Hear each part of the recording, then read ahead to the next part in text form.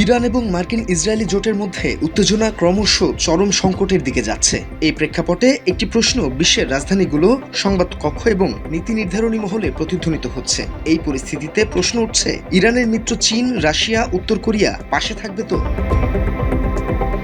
চীন সরাসরি সেনা পাঠাবে বা কোনো যুদ্ধে প্রত্যক্ষভাবে জড়াবে এ সম্ভাবনা কম বলে মনে করছেন বিশ্লেষকরা। কিন্তু এটাকে নিষ্ক্রিয়তা বলে ধরে নেওয়া ঠিক হবে না, কারণ ইরানের প্রতি চীনের সমর্থন বাস্তব, বহুস্তরীয় এবং সামরিক হস্তক্ষেপের তুলনায় বেশ টেকসই। এটি কেবল ভিন্ন একটি কৌশলগত পরিসরে পরিচালিত হয়।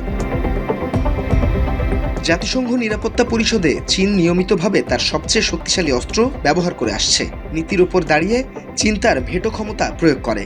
এটা নিছক কথার কথা নয়। চীনের আনুষ্ঠানিক অবস্থান স্পষ্টভাবে ইরানের সার্বভৌমত্ব, নিরাপত্তা এবং আঞ্চলিক অখণ্ডতা সংরক্ষণে সমর্থন করে। এরই মধ্যে যুক্তরাষ্ট্র ও ইসরায়েলকে মোকাবেলায় সামরিক সরঞ্জামও পাঠিয়েছে চীন। ইরানের মিত্র রাশিয়াও বরাবরই ইরানকে সমর্থন করে আসছে। এর আগে যতবার ইরানের উপর হামলা হয়েছে তার নিন্দা জানানো সহ সামরিক সহায়তা নিয়ে এগিয়ে এসেছে রাশিয়া। এমনকি রাশিয়া ইউক্রেন যুদ্ধেও মস্কোর পাশে থেকেছে তেহরান, দিয়েছে ড্রোন প্রযুক্তি সহ ক্ষেপণাস্ত্র সহায়তা। অতীতে নানা সময়ে ইরানের পাশে থেকেছে উত্তর কোরিয়াও। সবশেষ ইরানে মার্কিন আগ্রাসনের প্রতিবাদ জানিয়েছে তারা। একই সাথে সামরিক সহায়তারও ঘোষণা দিয়েছে তারা। উত্তর কোরিয়া পারমাণবিক শক্তিধর একটি দেশ।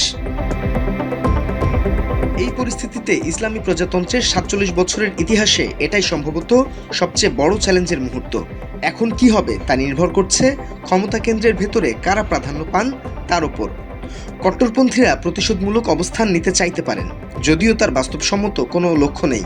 অন্যদিকে এমনও কেউ থাকতে পারেন যারা বুঝতে পারছেন যে তাদের সময় ফুরিয়ে আসছে এবং এখনই আলোচনার পথ খোঁজার সময়। তবে বড় প্রশ্ন হলো, এখান থেকে ইরান কোন পথে এগোবে?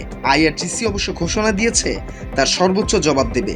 এক বিবৃতিতে তারা বলেছে, সবচেয়ে নিষ্ঠুর, সন্ত্রাসী ও মানবতার হত্যাকারীদের হাতে খামেনির শাহাদাত বরণের ঘটনা এটাই প্রমাণ করে এই মহান নেতার বৈধতা এবং তার আন্তরিক সেবাগুলো স্বীকৃত। তাই ইরানিদের প্রতিশোধের হাত থেকে তারা রেহাই পাবে না। বাত ব্যথা, প্যারালাইসিস কিংবা আর্থ্রাইটিস, আধুনিক ফিজিওথেরাপি ও পুনর্বাসন চিকিৎসায় নির্ভরযোগ্য নাম DPRC।